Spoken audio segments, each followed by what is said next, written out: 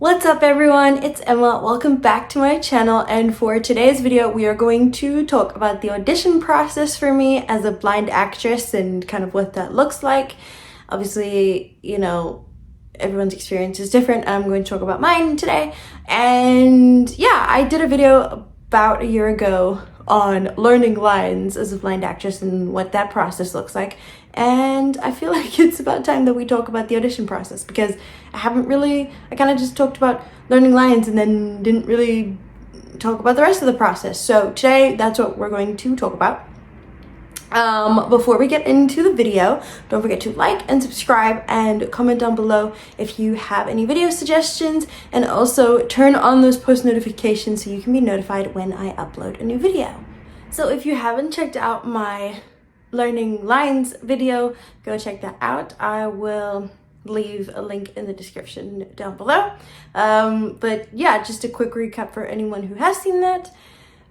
So obviously I get the audition sides and then I learn the lines, and I obviously don't have a script like on hand while I'm doing the audition, because I can't see, so I memorize the lines. And so by the time we film the audition, then I have memorized the lines that I need for that specific audition. So yeah, that's basically it. And now we come to the process itself. And for those of you who don't know, I am blind. I'm completely blind, happened since birth. And before, when we were doing auditions, we would go into the office and like the casting offices or wherever, and you go in and you do your audition, and then so on and so forth. Now we are in the era of self-tapes, and obviously the key word in self-tapes is self, right? So you do it by yourself. You film your audition and you send it in, which is perfectly fine. But I obviously cannot see, and so I need help filming those tapes. And my mother is the reader, so basically, she reads the lines of the other character off camera while I'm doing my audition. So I say my lines and then she reads the other person's lines, and that, that's all fine. She is now also the filmmaker, and so she has the task of setting up the camera and making sure that we are in the correct frame and we're doing exactly what is asked of us in the instructions, because they tell you, okay, we want a full body shot, or we want a medium close-up, or we want, when we want your head and your shoulders to be showing and all of that stuff. And so they're very good at describing what it is that they're looking for. But also my mother is, while she is very active in helping me pursue my career and everything, she's also a lawyer by profession, right? So she's not a filmmaker, and so sometimes she'll be like trying to put the shots together, and she's like, I don't know if this is what they're looking for. And then she'll go, is this what they're looking for? And obviously I'm blind, right? So I don't know what it looks like. I have to trust her judgment, and she has to trust my explanation of what this is. And we haven't run into trouble before where people are like, that's not, like, they've complained about anything. They're also very accommodating, because obviously, we are blind, and it is, things are what they are. We're gonna do our best. Everyone's doing their best, and so that is, it works out perfectly fine. But it is very interesting. We filmed a self-tape recently, and it was just, things were just not working. The lighting was off.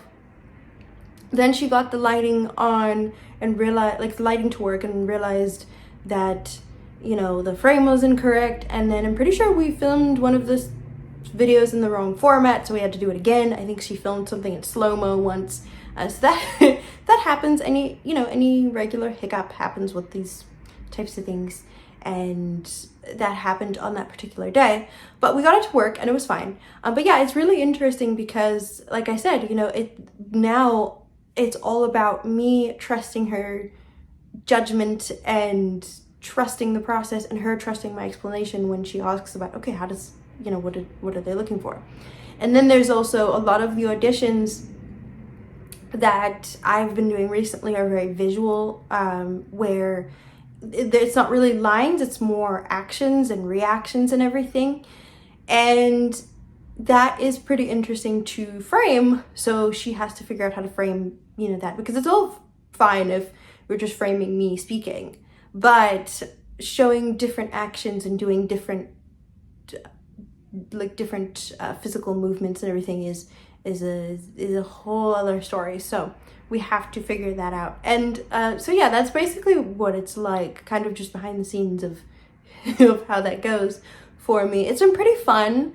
It's a really fun learning experience for both of us. And everything is also different. We also did some voiceover auditions, and so that was pretty fun. We sat in front of the computer with her microphone and we filmed some of those. So and that's obviously a different process, right? There's no visual involved. But she had to get the computer set up correctly and get everything done and make sure that we could hear, they could hear me and they could kind of hear her as well, because she was reading the other characters' lines. So we've done a couple of those, and so that's also been really, really fun.